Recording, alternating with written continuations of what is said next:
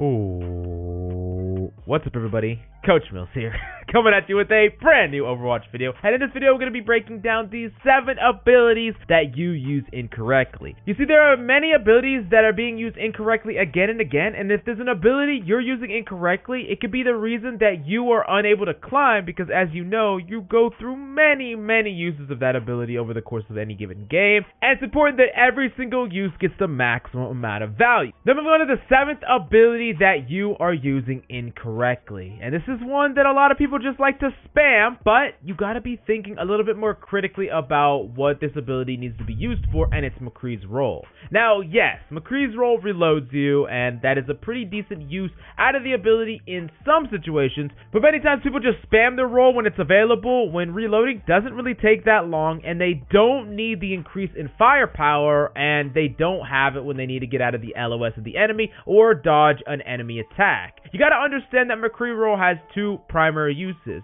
1, to increase your overall DPS and longevity of your damage, and 2, to reposition you as a form of mobility. A lot of times McCrees will die because they're out of position, and many McCrees will swing out into the LOS of the enemy using that McCree Roll to get more damage across. Now yes, it can actually be something that gets you a ton of kills. It potentially could let you get a kill that you wouldn't have normally gotten, but it's very important that you understand that there is a great amount of risk involved when you're just wasting McCree Roll, especially if you're using it aggressively in that way when there's enemies that can punish you. Think about a character like Tracer. Tracer is really meta right now along with McCree, and that matchup is going to be a matchup you see in many of your games, but Tracer is going to have a much harder time killing a McCree who has his roll versus one who doesn't, because you got to think about it. Not only does that McCree get a way to dodge damage temporarily, but he gets repositioned back to his team or out of LOS. He gets to distance himself from the Tracer, making her exhaust more resources, and most importantly, he's going to be more lethal because he can fire 12 shots without stopping. Many competent Doomfist Tracers, Genjis, will wait for you to waste your roll, and then they'll go on top of you very easily with you being able to do very little about it. Now we go to the next ability that you are using incorrectly, and it's actually Zarya Bubbles. Now, Zarya Bubbles is pretty easy to use when you have a Reinhardt, right? The Reinhardt goes in, you bubble him, you go in, you take his place, you bubble yourself, you back up as it fades, and you get that cycle of Zarya Bubble. That is not what I'm talking about. I'm talking about Zarya Bubble for playing it with an untraditional tank. Whether you got a freaking D.Va, a Wrecking Ball, a Roadhog, whatever the case may be, you got to understand how to use Zarya Bubbles in a way that is actually going to allow you to get impact rather than trying to play it in the same way that you always do when you have a Reinhardt. The first and most important thing that you need to be doing with Zarya Bubbles is just trying to get charged. It's pretty simple. But if you can build up energy early, you're going to not only generate ult charge much quicker, but you're actually going to be a threat on the battlefield. So whatever you have to do to generate that ult charge, that should be your primary objective, not necessarily enabling your tank to go aggressively take space.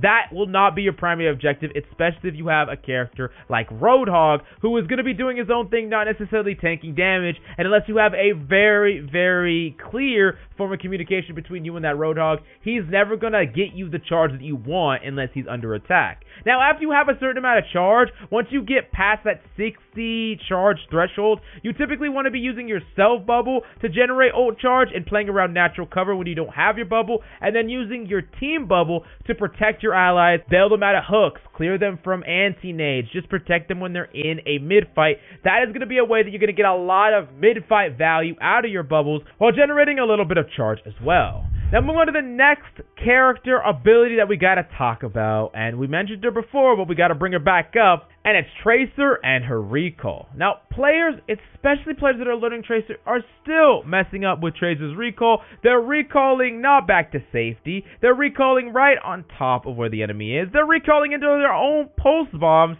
and it's just really not going great for them. But let me help you kind of learn some of the ins and outs of recall so that you can get more overall value out of recall. Now the first thing that you need to understand is that recall is going to bring you back 3 seconds.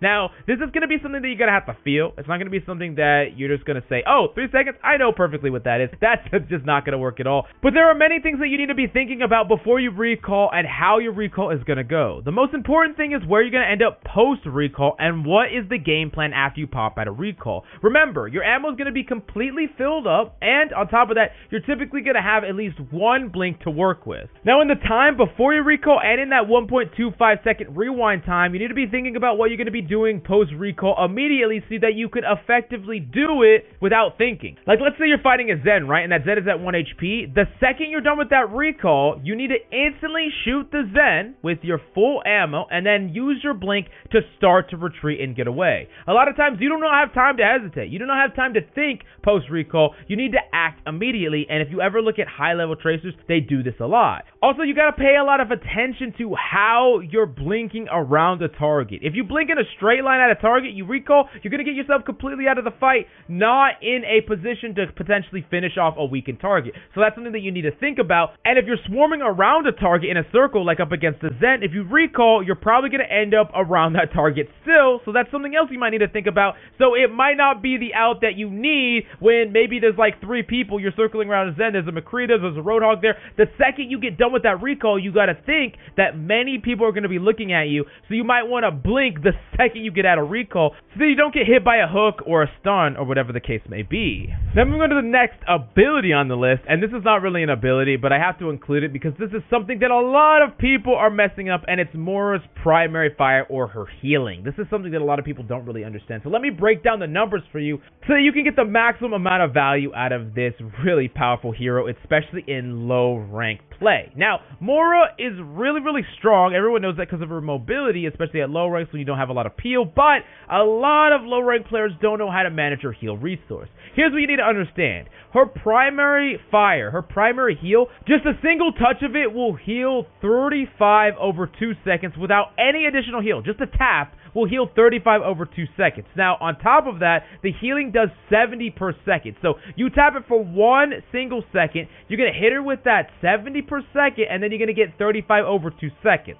Now, this is enough healing to basically get any low squishy target up to a reasonable level to where you don't have to focus them in that time frame. For example, in a crazy fight, you see a squishy that needs heals, just tap them for a single second before moving on to another target. You can always go back to that target later after the 2 seconds is up or sometime in the future, but you do not need to be dumping your entire half mag of heals into a freaking squishy. That's just a complete waste of resources, and it's one of the biggest reasons why Moiras a lot of the time do not have enough heals for prolonged fights, when if you balance this healing tactic, you are almost never going to run out of heals, and when you finally do, you're going to break that threshold to get your ultimate, use your ultimate, get a full charge of heals again after the fact, and the cycle just continues. Then we're going to the next ability that a lot of people are messing up, and it's Mei's Wall. Now, Mei's Wall is extremely powerful when used correctly, but many times it gets no value. There are ways to use it proactively, like walling off a target, getting behind a target, you're pushing on attack, you wall a target off from retreation, you push them. That can be really strong, but that's not the mistake that I'm really talking about. I'm talking about people using walls at chokes that don't really block off what they need to block off for their team to capitalize on it. You got to think about what characters can jump over the wall and what characters can't, and you want to try to isolate a single target if possible, but it has to be a target that cannot cross over the wall. If a D.Va walks into the choke, walks past the choke, you cannot wall her off because she can fly right over and it's most likely a bait. Also, don't forget the many other uses for Mei Wall, like blocking off Zen Transcendence healing, raising your team up and out of a Graviton, reactively blocking a Roadhog hook. There is so many different things that a Mei Wall can really just shut down, but you gotta be really quick with it, and you gotta be always thinking about when you can use your Mei Wall to stop any given ultimate or ability on the fly. Then we'll go to the next ability that you're using incorrectly that is really preventing you from getting these amazing shatters throughout the course of the game, and it's Fire Strike. Many Reinhardts are not using Fire Strike correctly, and the reason I say that is if you're not using Fire Strike correctly, you're not going to get a lot of ult charge. Now, when you're in the Rein v Rein mirror, it's a little bit easier because you can aim at that center mass of that Rein. A lot of enemies are going to be stacking behind that Rein, and you can easily just hit that Rein right center mass, and you're typically going to get multiple targets with your Fire Strike. However, when you're up against some compositions that don't necessarily have a front line, it can be pretty difficult to get guaranteed value out of your Fire Strike. Now, most importantly, you want to be targeting characters that aren't highly mobile. That should be pretty obvious. But if you want to give them less time to dodge, you really want to slide it along natural cover. Make sure that they don't see it coming. They don't see the windup. They don't see the setup until it's already flying along the wall. Now, another thing that's actually extremely underrated with Fire Strike is freaking practicing it. I know, crazy concept, but you actually can go into a training room. There are many ones where they have targets that fly around, and you get unlimited Fire Strikes practice the timing of Fire Strike. Moving targets, in the air targets. You see high-level players do it all the time where they hit a giant amount of Fire Strikes on targets that are not easy to hit, and it really just comes down to practice, trial and error. And yeah, you could do this in game, and it's going to take a long time, but if you just put a little bit of practice into practicing Fire Strike outside of game in a training setting, you're going to get so much better at Fire Strike, you're going to get a lot more consistent, and you're just not going to keep whiffing them over and over again into a wall. Then we're going to the last ability, the most important ability that players are misusing, and it's Speed Boost. I've talked about this before, and I'm still going to talk about it because it's such a damn important ability, and many players are still using it incorrectly. You have to use Speed Boost to move into better positions. You cannot use Speed Boost to Speed Boost at a spawn only to get the choke and stand around. You gotta understand that a movement speed buff is almost like a damage increase buff and a damage reduction buff combined into one, because you're gonna be in open space less time, so you're gonna take less damage, and you're gonna be able to push people quicker,